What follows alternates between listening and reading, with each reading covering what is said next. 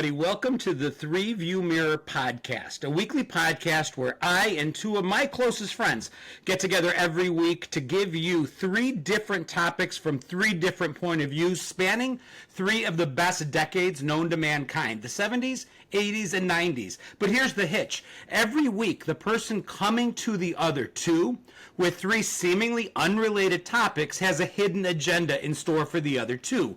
As we discuss our three topics, at the end we'll save a segment where we can come together and see if those two can understand, uncover, use their 70s era secret decoder ring to figure out what connection comes between the three topics. And this week, I'm bringing the topics. But before we get started, I want to give my co-hosts an opportunity to introduce themselves.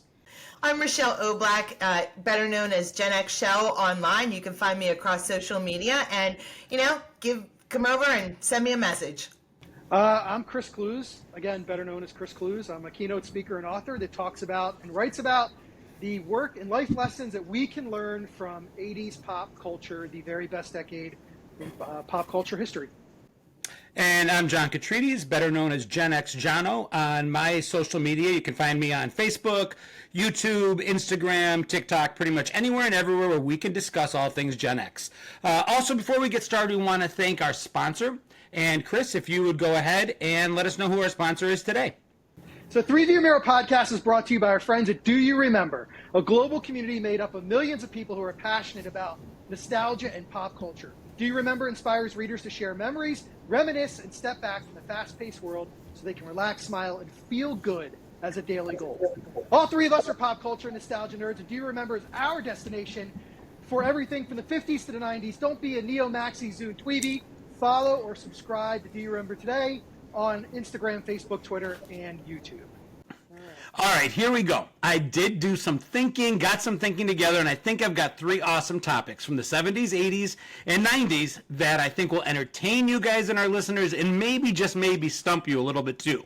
And in the order of 70s to 90s, they are Old Spice, Mystic Pizza, and Dateline NBC. First impressions. Well, the first thing whenever I hear Old Spice is I immediately think of, let's see, dads, uncles, grandpaps. I think of just about anybody because as far as I can remember, Old Spice was the smell for like dad types back in the day. Chris? My first impressions are I would have never worn Old Spice if I knew I was going to be meeting Julia Roberts. So that would have been number one. I probably would have thrown my Jacquard Noir on or Cool Water.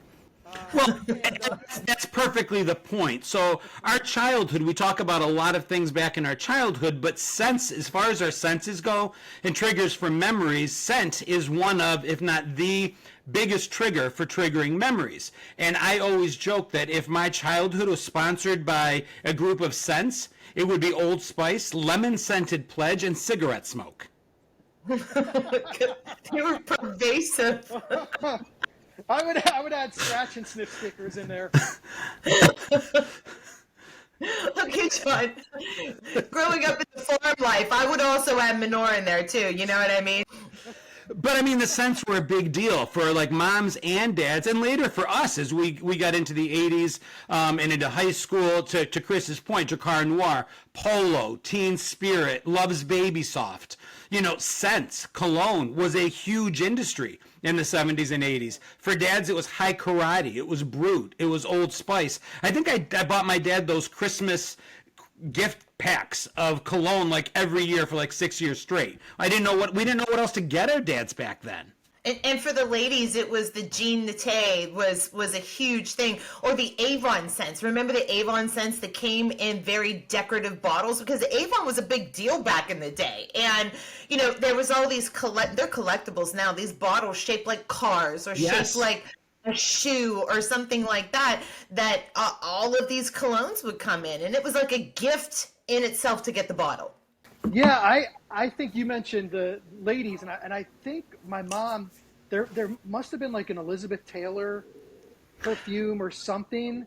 Remember that? That's it. Purple diamonds? No, it was white diamonds. Yes, white diamonds. So there was white diamonds, and then there was one other, but I remember I could get a basket at Macy's, and it would have a little sampling because of course the perfume or whatever was the most expensive. So in that basket, you'd have a tiny thing of the perfume and then all these other things, the baby powder and the shower stuff and whatever it was. And I thought, well, I just got my mom the greatest gift ever. I don't know if she thought the same, but, you know. Well, they did. And I had, little kid, I'd be so excited if my mom wore the perfume I bought her. Because I don't know if it was a girl to mom thing, but I was very much a mama's boy. And like wanting to get my mommy something perfect that would make her feel pretty, or, you know, especially because our moms worked and they did so much. And the commercials spoke to us. There was another iconic commercial of the 70s that was perfume based. One couple. Do you guys remember Charlie? Barely. Da, da, da, and they call her. I can't believe I'm singing Charlie. The other one was.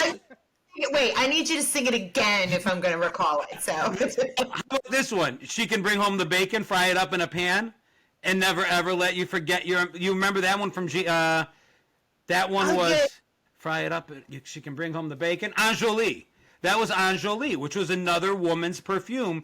And I always joke that it was responsible for getting women of our generation to overreach, because the signal sent to them as young girls was, go work, bring home the money, come home and cook, clean, and don't forget your womanly, wifely duties for your husband when he comes calling. Because that's basically what the commercial was telling you.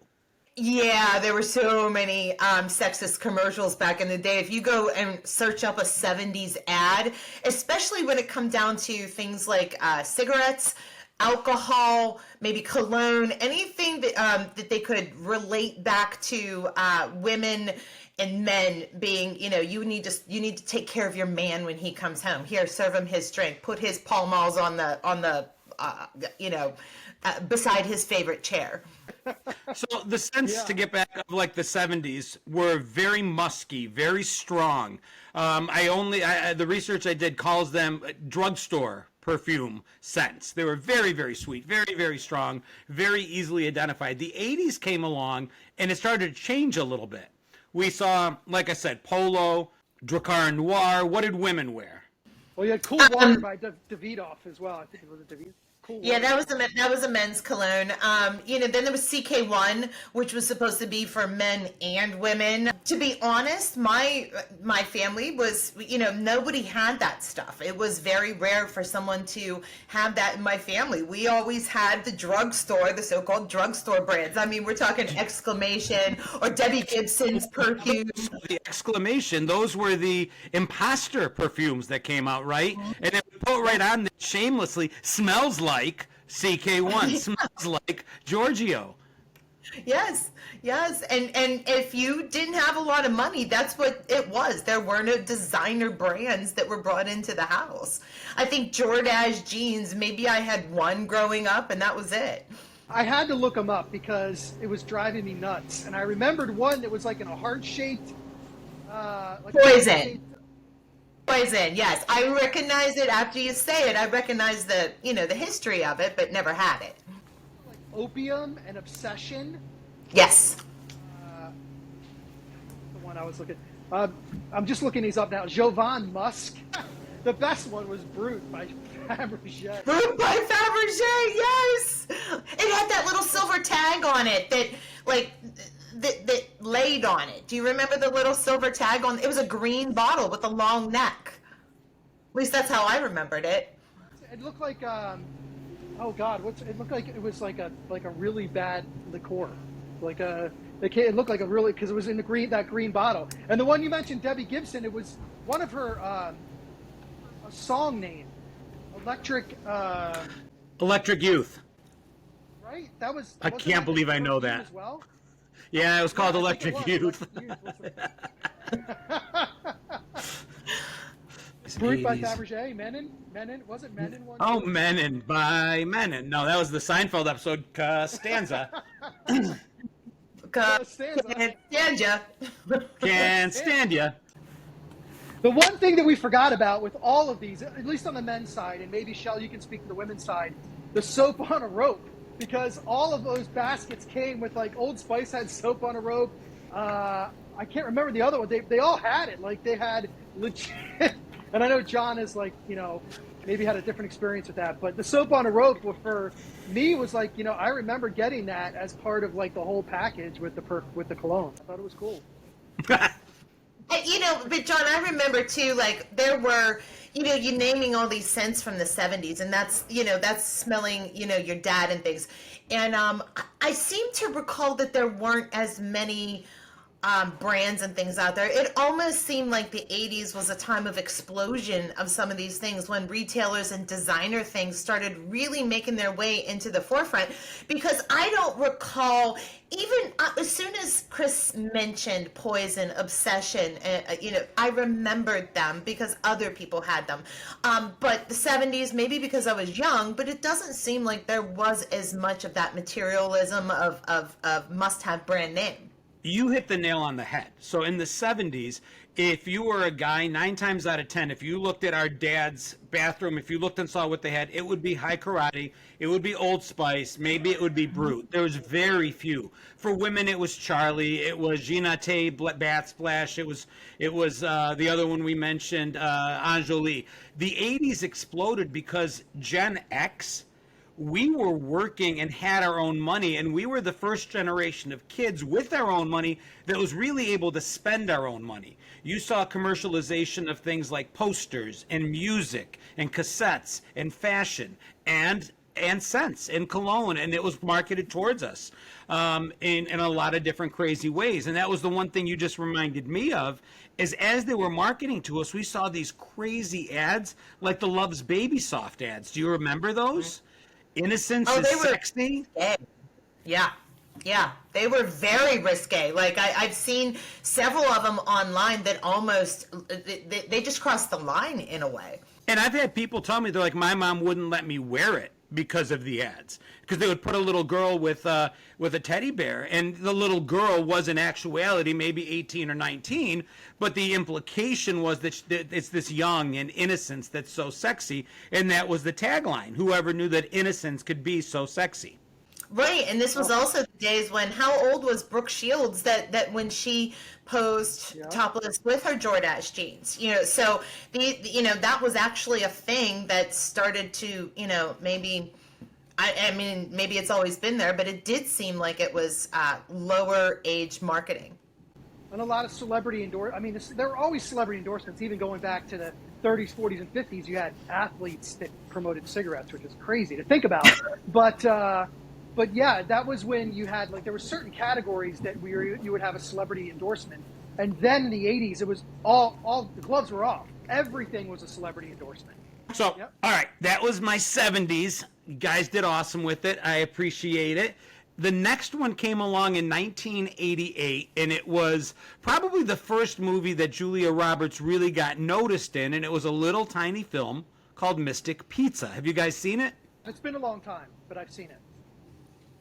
John, just like you, in certain other movies like Fast Times at Ridgemont High, I have never actually seen the full movie of Mystic Pizza. I've seen bits and pieces of it, and I know for sure that was the starring role that really did set Julia Roberts on her path to stardom. And the reason I include it is it was one of those ensemble movies that started, that followed in the footsteps of ensemble movies that we'd seen up to that point. We saw Outsiders and, of course, Breakfast Club and 16 Candles, and just ensemble movie after ensemble movie. But those movies led to this, and then so many people in this movie, their careers exploded. Matt Damon's first movie ever was Mystic Pizza. And most people forget he was even in it because he played the little brother of one of the main characters. Yeah, and I do recall, so it's been a while since I've seen it, but, oh man, it's going to slip my mind. Full Metal Jacket, Vincent D'Onofrio was in it as well. To think about the types of roles that he took on, and then to be in Mystic Pizza was kind of interesting.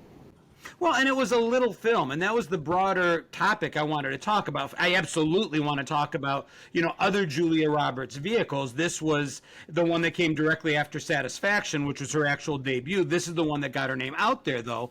But the point is, it also started at a time when movies that made very little at the box office, this movie barely cleared, I think, like $1 million its opening weekend. It didn't, whatever the numbers truly were, it wasn't great. But for the first time in history, movies had a second chance now, because they could go right to HBO and be played ad nauseum for people to watch. And this movie did ridiculously well in aftermarket rentals. It became the second movie you got at Blockbuster when the one you wanted wasn't there. Huh. Yeah. Isn't that interesting? I mean, in all the years of going to Blockbuster and things, I don't recall that. It's one of those things that just, the movie slipped my mind. Do you remember the experience, though, of going for one movie and it was a new release and not there? And even if you checked to see if maybe it had been returned while you were looking, still not there, we always had like a second tier choice that we'd still be okay going home with. This was one of those. Yeah, and I wonder too, John, I'm trying to think. So Mystic Pizza was 88? Yep. 89. 88. And then Pretty Woman was 90? 90. Okay. So that's one of the things that was really interesting too, is that prior to the video store, I mean, HBO is one thing, but prior to the video store, so she explodes after, obviously, Pretty Woman, just, insane. And now I'm wondering, thinking about that, does Pretty Woman actually have an impact on Mystic Pizza? Because now people are looking for more Julia Roberts, and they have the ability to get it, to your point, at the video store. HBO wasn't, we had to wait to see what was on HBO. I could walk into the video store and maybe have a shot at getting Mystic Pizza now that I've seen Julia Roberts and Pretty Woman.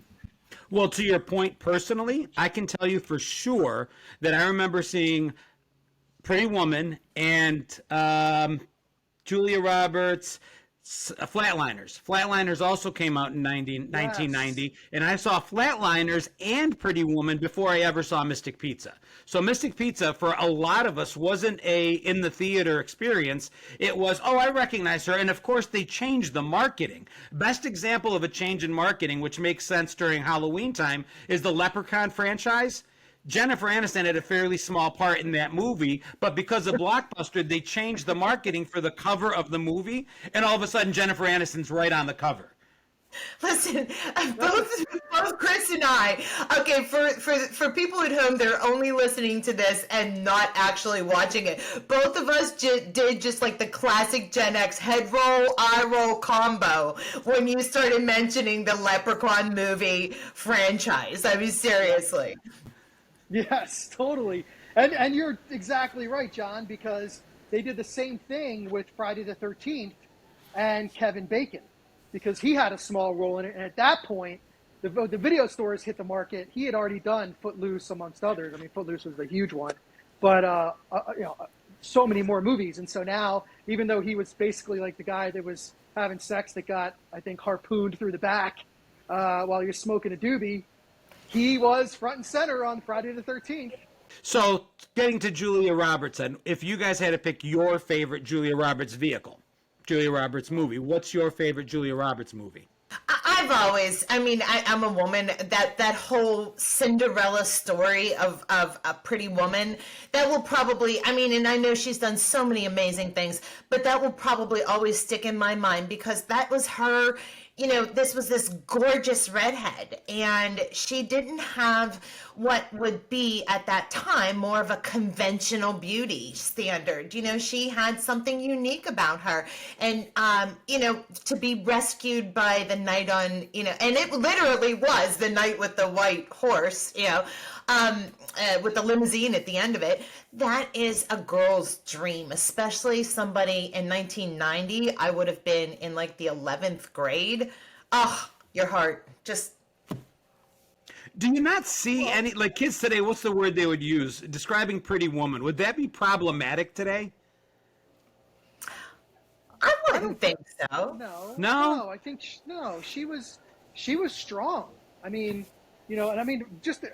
she was a strong character. And just to go back to what Shell said, if it's limousines and diamonds that works, then I'm screwed.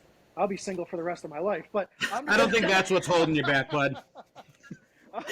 It's something else yet to be determined. We'll figure it out as this goes on. We'll find somebody for you. Ladies, you can email us. You can message us. Chris is eminently available. And a la Pretty Woman, we'll auction him off to the highest bidder. Oh, Jesus. Well, and we mentioned George Costanza though, which was so funny in the first segment. And George Costanza, why is his name slipping me? Jason Alexander. Alexander, yes. He was also an antagonist in Pretty Woman. He was the lawyer that got fresh with Julia Roberts. And she put him in his place. So, right? So, my favorite Julia Roberts movie by far is Notting Hill. I am a huge fan of Notting Hill. I think honestly, I love that movie. I'll watch it anytime it's on. I don't think I've seen it. Oh, it's so good. And I'm not a big rom-com, I like some of the 80s rom-coms, obviously, like Say Anything, Can't Buy Me Love, just because that's my thing. But I really love Notting Hill. And I think it was like Hugh Grant at his best. It was Hugh Grant. Before he had his little thing that he had. And so you had Hugh Grant, Julia Roberts, and I love British humor. It's very sharp and it's dry. And it's just, the characters are great. It's a really, really good one. You should put it on your list. It's well worth it. It's one of those rom-coms that you'll hear guys say, yeah, that's on my list. I like it. All right. John, was Julia Roberts in Beaches by any chance? I so was waiting for this. No, she was not. She was not in Beaches? Oh, no. What was your favorite movie with Julia Roberts, John? I gotta say, I was a huge fan of Flatliners. I just loved the cast that was in that movie. But there's something about My Best Friend's Wedding, anytime it's on, to speak to Chris's point about rom-coms, it just is a happy little movie. I love simple movies that just entertain you. It's light. It has a happy ending at the end of the day. It didn't really teach me anything, but it ended exactly the way I hate when movies try to teach me something by not giving me what I want. Give me what I want. Let the girl end up with the guy, and I'm happy. Yeah, like you don't have to go and nowadays Google what the hell did I just watch? What was the ending? What did that Yeah. That's a thing. There's so many Google pages now that are like explain the ending of XYZ, and they'll go and let you know because you couldn't figure it out on your own. I don't like that. I don't want to know did the top fall or not fall. I want to know definitively. I'm not here to use my imagination. Yeah, just feed me my entertainment and don't make me have to do math. You know what I mean? While I'm watching the movie. Yeah, and that's why you like Notting Hill, because it's just a feel-good, happy, simple, fun movie with the ending that you want. And by the way, my other favorite character by her was Susie Underpants, because we just lost Chandler Bing, Matthew Perry, just a few days before we're recording this podcast, and so I definitely wanted to mention Friends. So I'm glad you brought up Julia Roberts, because that episode where she gets him back for what he did to her in the third grade is awesome, and it's one of my favorite episodes. Yeah, me too. It showcases him. So. Yeah, and speaking of feel-good movies, though, even the ending of my favorite Julia Roberts movie, that was also a feel-good movie. Yeah. Princess wins at the end, basically. Princess was a prostitute, but that was the 90s. It don't matter how you got there. She got diamonds and limousines out of this. It makes you say, you're a girl going, I don't know, maybe I should give this a shot.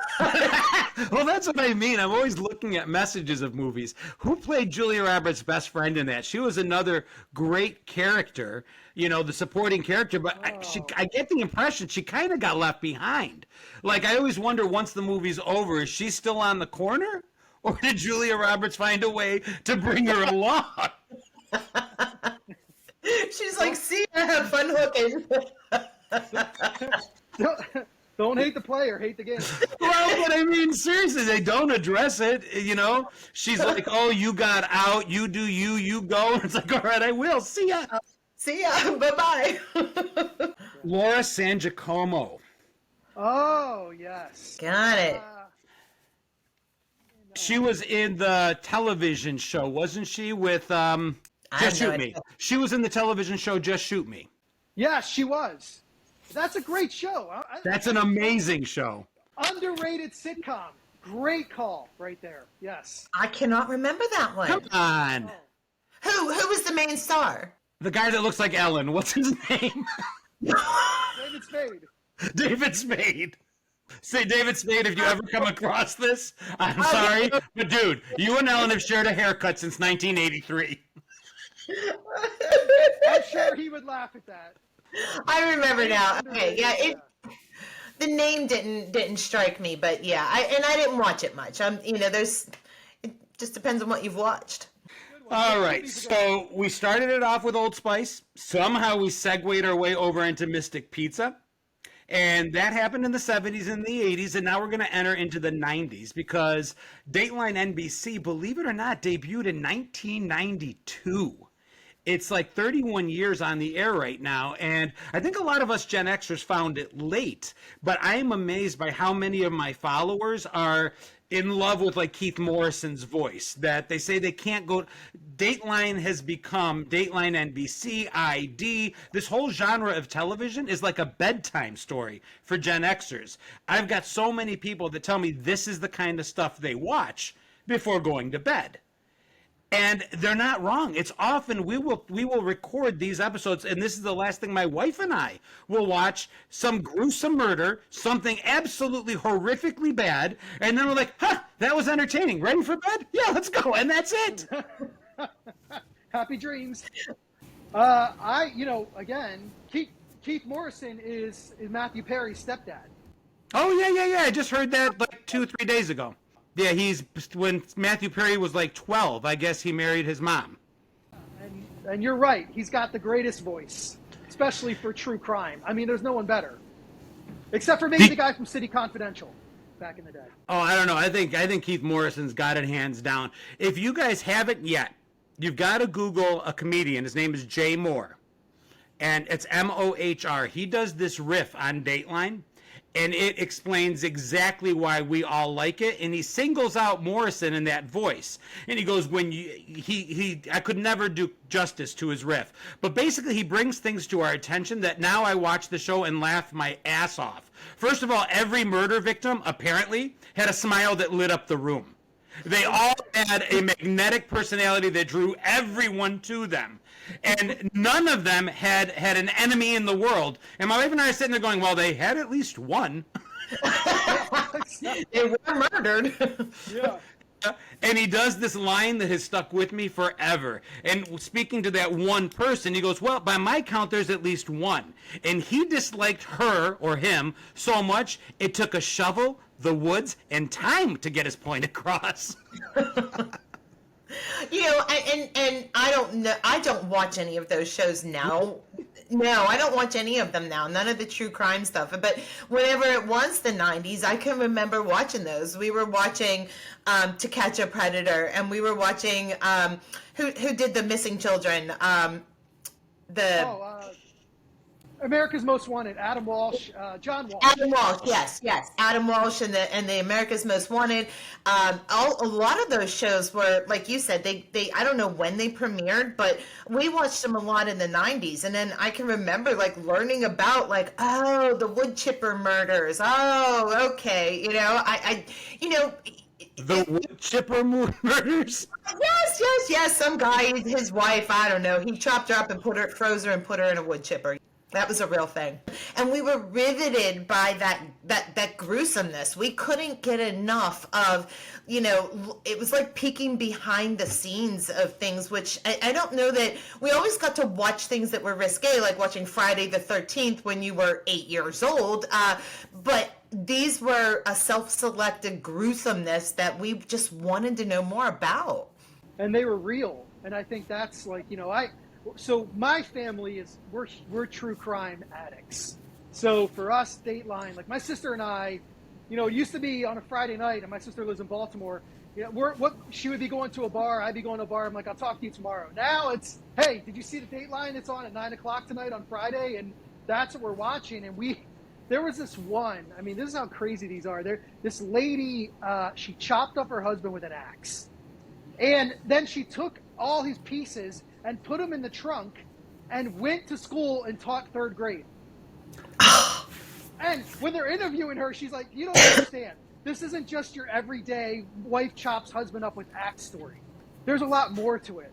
Meanwhile, her eyes are like this big, and we're like, she's got crazy eyes. Something is wrong here, but this is like clearly, those are the datelines. And that was a dateline with Keith Morrison. And watching him interview her, you could tell he was a little like, okay, you just make sure she stays over there with this table in between us. Because she's nuts. Yeah.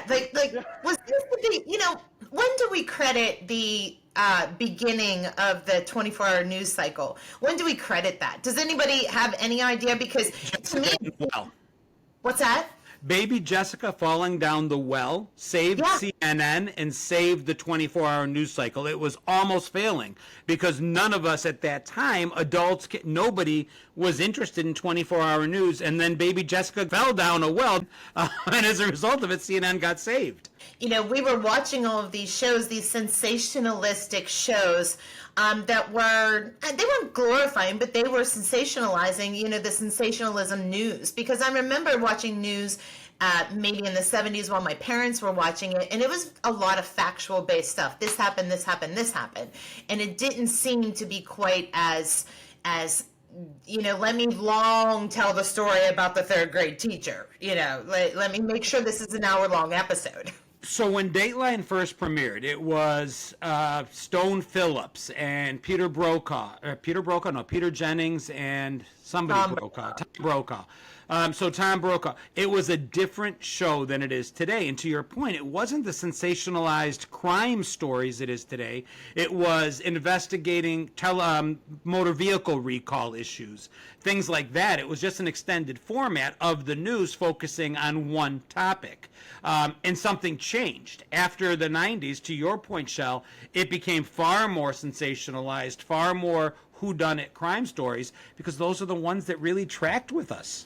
Yeah, I'm a huge fan. I love Dateline and 2020 and then of course Discovery ID, which actually shows a lot of Datelines as well. And when you talk about some of the great news anchors that have really made a livelihood out of true crime, Paula Zahn.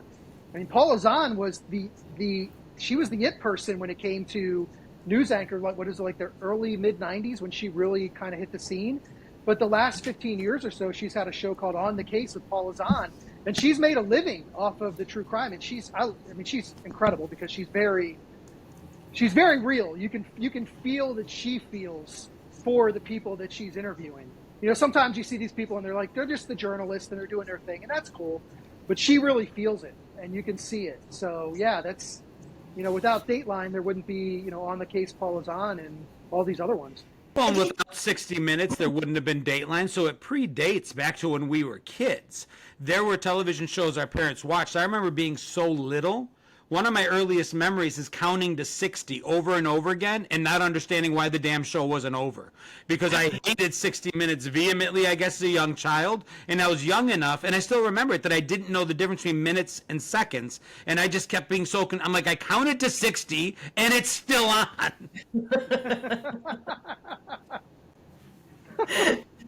I still don't know the difference. But, Rochelle, you were saying something? It left me. I don't know. Out the brain. So there are certain things that are typically crime shows, that are typically Dateline, that any seasoned observer watches for. One of them is the zoomed-in headshot during the interview. And my wife and I watch for it now, and we have fun with it. If Keith Morrison or Paula Zahn or whomever is interviewing someone, and all you see is a zoomed-in shot from here to here, it's because they're wearing an orange jumpsuit. They don't want you to see that they're in prison. And then at the end, all of a sudden, when you get the big reveal, it's like, ta-da! And you can see that they are, in fact, wearing prison-issued clothing. I've been in prison all this time. Time. But these things exploded with think about the things we experienced in the 90s that led to this change from informative news around your Ford's got a recall around the brakes to murder and sensationalism. We had the O.J. Simpson trial, which went on court TV 24/7. We had the Menendez brothers was another really big one. And there were huge events in the 90s when we were growing up that fueled this fire. Mary Kay Letourneau. You remember that one? That was huge on the news. Was that Long Island Amy? What'd you say? The two, was that the one with Amy somebody, the Long Island Lolita? Is that the same one? That's a separate one. Mary Kay Letourneau was the one that married her 6th grade student. Oh, yeah. But I remember the Long Island Lolita too. I mean, and isn't it funny that we remember some of these things, but yet I couldn't remember who was on Just Shoot Me. You know. But 2 seconds ago, what you wanted to say, and I got stuck 4 minutes ago, but I still get chills when I hear the name Lorena Bobbitt. Yes. We all that story there was like, I mean, there were so many jokes that came out of that particular incident, and folks, if you haven't heard about this one, just look it up. Do you remember how that ended? Like the backstory to that whole Bobbitt scenario? Oh yeah, John Wayne and was it John Wayne Bobbitt? Right? John Wayne Bobbitt. I remember how they found it. Yeah. They stitched it back on. Yeah. Then he went and did pornos. That's the one. And do you remember the name of the porno? Oh no, I know. Snipped, I don't know, cut. It was like fucking penis or something. Chris, have you seen it? What? Seen what?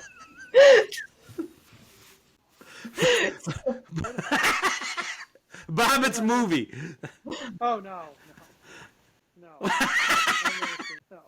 I've never seen it either. There. No, I was going to mention you No were talking desire. about like what led up to the Dateline, and you know, Shell mentioned some great cases, and so did you, John. I also think the '80s was like the '70s and '80s were like the decades of serial killers, and it was in the '90s when these shows started actually talking about those stories, Ted Bundy and Jeffrey Dahmer and John Wayne Gacy and all these others who were so prolific then. And then people were fascinated, of course, by the psychotic nature of these guys. And Dateline and others, 2020, but mostly Dateline, showcased those stories and told those stories. And they framed them in a way like, look, we're telling these stories because we want people to know what not to do.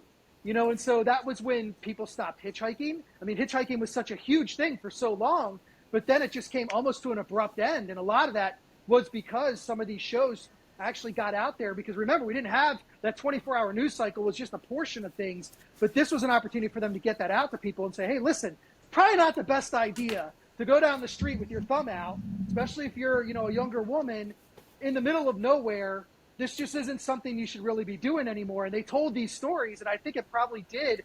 Ultimately, they did it for ratings and sensationalism, but I'd like to believe it saved some lives too.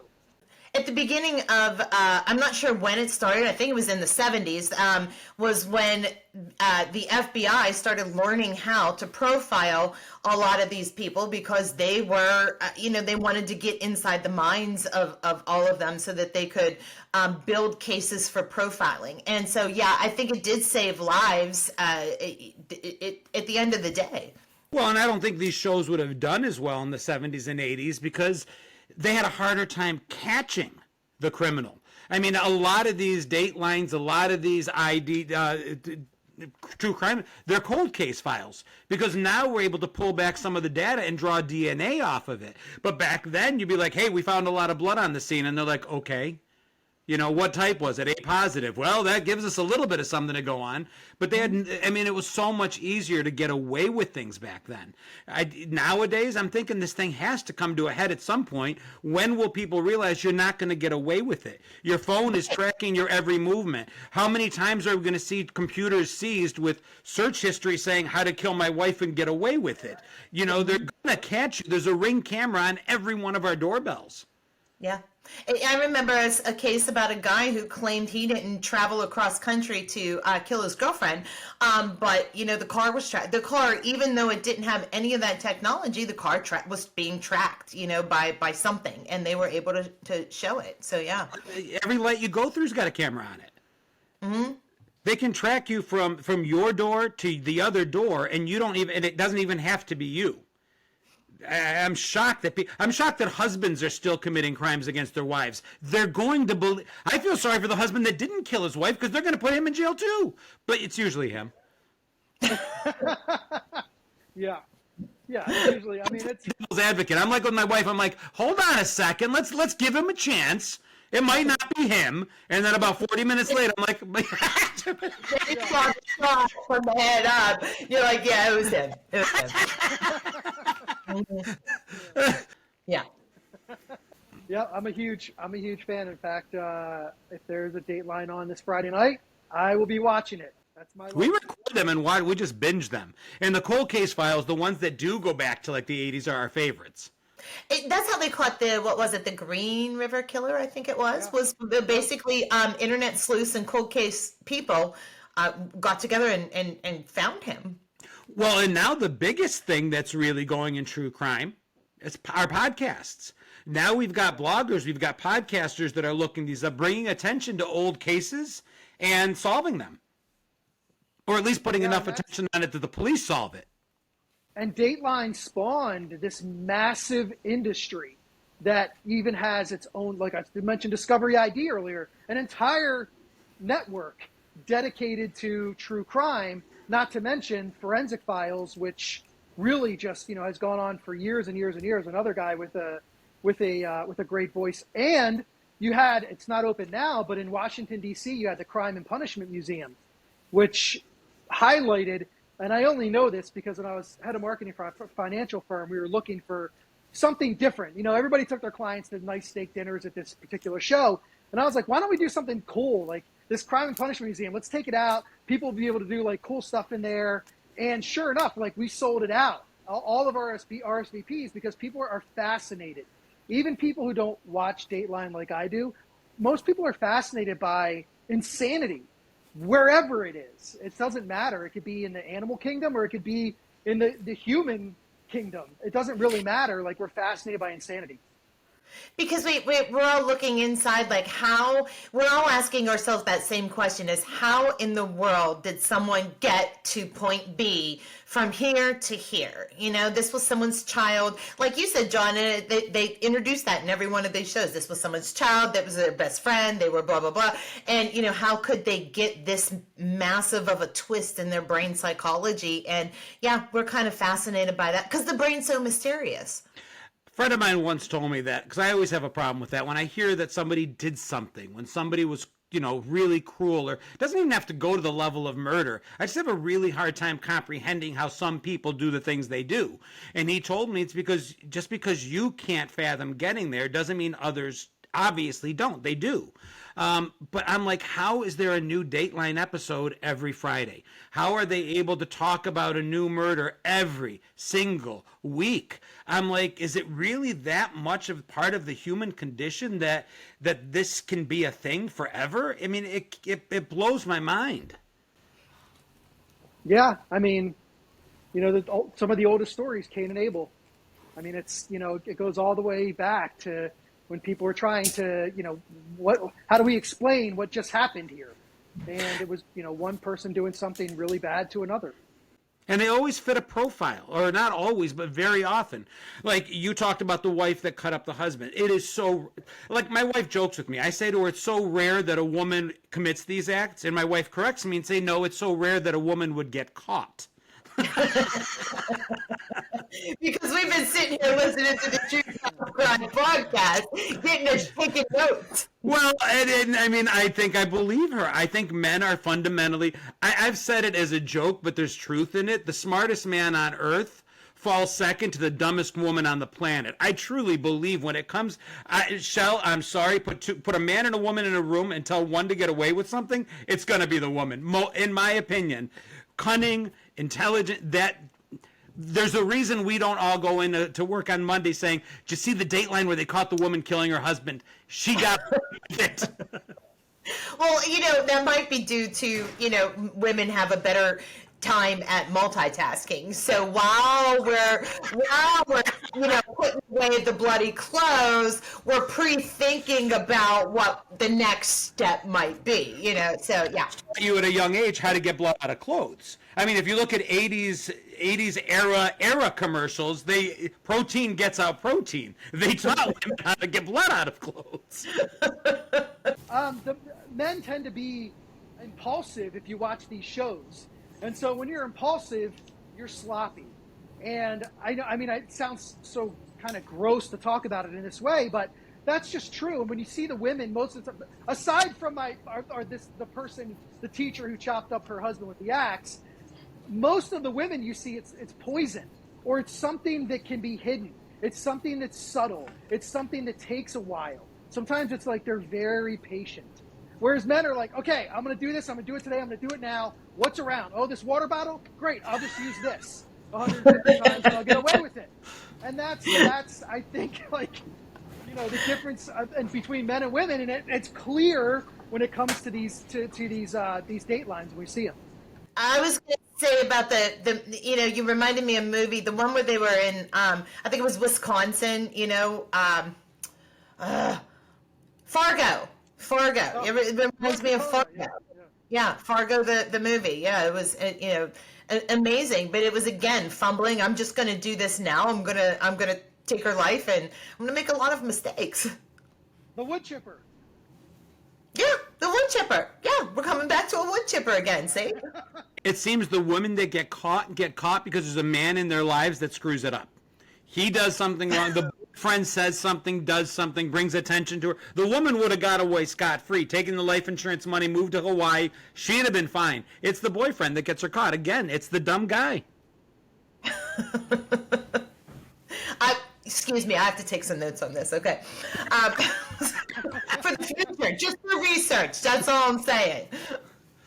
All right, so we've hit 3 decades. We hit the 70s, Old Spice, we hit the 80s, Mystic Pizza, we hit the 90s, Dateline NBC. Do you guys see a connection running through all 3?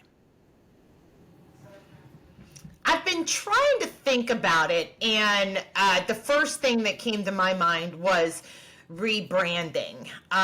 We were talking about Leprechaun, and we were talking about Old Spice, and going from a few choices to many choices, maybe, you know, so you have to make something bigger, flashier, and more, in a way, sensationalistic in order for the public to want to buy said item or to rent said movie or to watch Dateline or any other show. It's like they had to, it was always like one-upping in a game. That was where my mind went on this.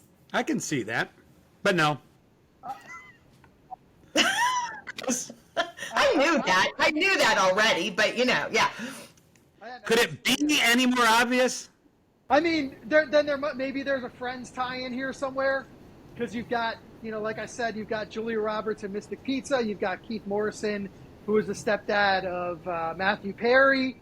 I'm trying to figure out where Old Spice comes in, and maybe I'm missing an episode with Old Spice from Friends, but... So it's not Friends. Specifically, we're talking, so back in the 1970s, starting in 1976, I think, going through the middle 80s, an actor by the name of John Perry was actually the Old Spice Man and the Marlboro Man, but he was predominantly the actor that filmed all the Old Spice commercials. He was the Old Spice Man.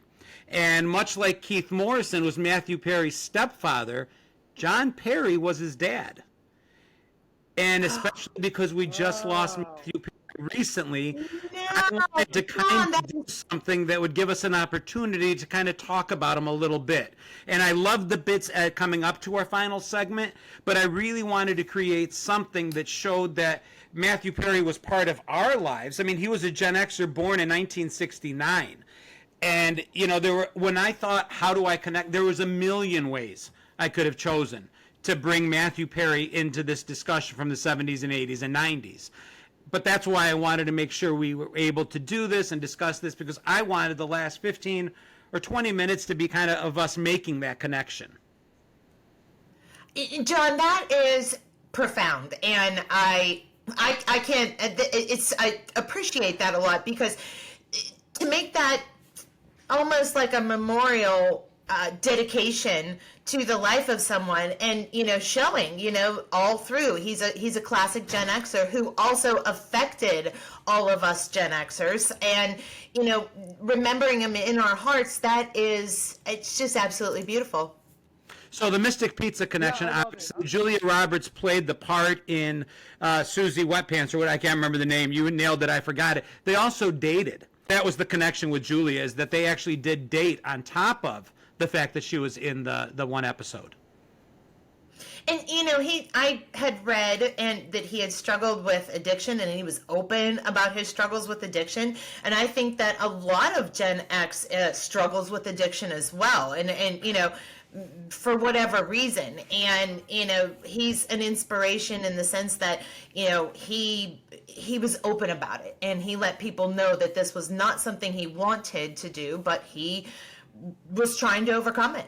Yeah, I mean, I'm a huge Friends fan. I mean, I am the person who falls asleep to Friends on Nick at Night in the background, and for me, it's like putting on a comfortable pair of jeans. It just feels right every time I'm watching the show, and no matter how many times I hear the jokes, no matter how many times I see the episodes, the only ones I didn't like were the ones with Emily. I wasn't a fan of that one. But Neither. But those aside. Yeah, I love the show. Chandler Bing, Matthew Perry, you think about all those characters, nobody could have been those characters except for those actors and actresses. And when we look back, you realize that. Actually, Maggie Wheeler, who played Janice, she auditioned for Monica and didn't get it. And it worked out perfect for both of them, obviously. I mean, she had a great recurring role as well. But there was one image that I love, and I think it was Brandon Tartikoff had a picture of them. He was the executive producer at the time, or the big guy at NBC at the time. And they filmed the pilot in 2 other episodes, and the executives knew they had a hit. They knew it, but the cast, they were all kind of fresh-faced. They weren't really sure, and they put them on a private jet, the NBC jet, and they were going off to Vegas to celebrate the wrap of the first couple episodes. And he got on the plane. There's a great picture of the 6 of them, so young and fresh-faced, smiling at the camera. And he said to them, enjoy this trip, because this is going to be the last time you go out in public and people don't know who you are. And it's such an amazing picture. If you Google it, you can see it. And you see it. You can see it. They're just on the cusp of being massive for the rest of their lives. And it's just that moment there where they're just not quite there yet. It's pretty awesome. Could this be any better than the connection that you made? It was such a big part of my life. So we often talk about not gatekeeping, right? There are things that sometimes the boomers before us will say, well, that was us. When I think of the Carol Burnett show or shows that I watch as a really young kid, that's still a part of my life. I wasn't watching other Gen Xers, but that's part of my childhood. Bewitched, I Dream of Jeannie. Those shows were what I watched as I was growing up from a child. Friends was different in that I was seeing my friends group on television. I was watching my peers maybe for the first time to that level. And it wasn't like a growing pains. It wasn't like where I was passively watching. I felt actively watching because it was almost like my stories. Because I had a friend group much like that. And we started dating each other sometimes, and things would happen, and we'd have falling outs between the friends. And I just felt like it was a more active role in watching Friends, and they grew as we grew. They went from being in their 20s to turning 30, and we turned 30 with them. And then the other thing is we all had a friend we related to, but the truth of the matter is, as much as I wanted to be more like Joey when it came to the ladies, and I was probably more like Ross when it came to being a dork, I related mostly with Chandler. But the truth is we had a little bit of all of them inside of us, including I had a little bit of Monica's neuroses. We all had a little bit of each of them inside of us. I want to ask both of you a question. So, yes. Matthew Perry, Chandler Bing, what was your favorite Chandler? It doesn't have to be the Chandler Bing episode, but favorite Chandler Bing moment. Do you have one that just jumps out at you? I'll go right away because I've got a few. I mean, I was a huge Friends fan, and I'm an even bigger Chandler Bing fan. There's the fact that his TV guide came addressed to Miss Chandler Bong. There was him behind the door when it's not that common. It doesn't happen to everyone, and it is a big deal. And all of a sudden you see Chandler's like, I knew it.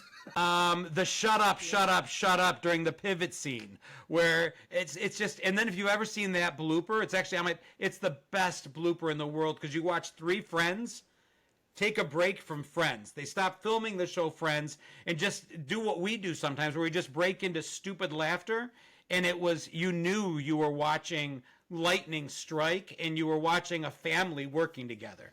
Yeah, I love when he comes in on the after they did the bet and they got the apartment and he comes in on the dog. I think it was on the dog with a sandwich, and he's like, "Would you guys stop your complaining? You're ruining movie day."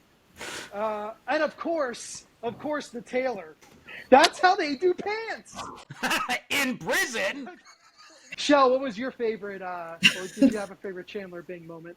Don't put me on the spot because I like the show as a whole, and no one character resonated with me more than any other. It was a tiny piece of each one of them. When Chandler says, "I'm not very good at advice, but can I offer you a snarky comment," or however he said that. Can I be sarcastic with you? He was an embodiment of Gen X, but each one of them, Ross and his awkwardness, we all went through sort of an awkward phase, and Rachel and her perfectionism, and Phoebe and her little bit of ditziness, and all of it kind of resonated. As a female, no one male or person on the show resonated with me. It was everyone all together. But without Matthew Perry, the show, I can't even envision it without him in it, because he was so pivotal. And how perfect was it that Matthew Perry, Chandler Bing, had the last line ever? And by the way, that the last line in the entire Friends series, when they ask, do you want to get some coffee? And he's like, sure, where? Where do you want to go? That was the last thing ever said. And by the way, the final episode, the final two episodes, sometimes shows blow it, and it's a great show, and they blow it with the ending. Friends nailed it. That two-part ending it wrapped everything up perfectly. It reminded me a lot of how perfect the ending of Cheers was. Cheers was a perfect ending, where the guy walks up to the bar and Sam says, "Sorry, we're closed," and turns out the lights. And Friends had just a perfect ending, and of course, Matthew Perry gets the last line.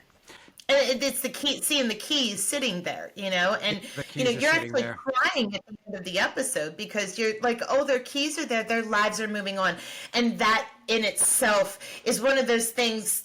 Now I look back on it, and that was us too. We were moving on. We were having children.